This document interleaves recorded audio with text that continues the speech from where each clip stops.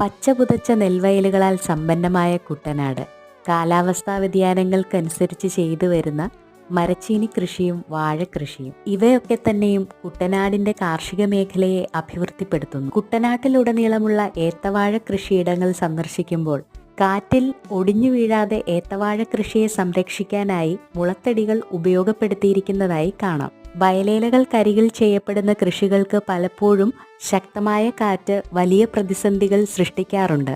അതുകൊണ്ട് തന്നെ കൃഷി ആരംഭിച്ച് ഏത്തവാഴകൾ നന്നായി നീളം വെച്ച് വരും മുമ്പ് തന്നെ നന്നായി ഒരുക്കിയ വാഴത്തടത്തിന് തൊട്ടരികിൽ തന്നെ വാഴയ്ക്ക് സമാന്തരമായി മുളത്തടികൾ കുഴിച്ചിട്ട് അവയെ പരസ്പരം ചരടുപയോഗിച്ച് ബന്ധിപ്പിക്കുന്നു.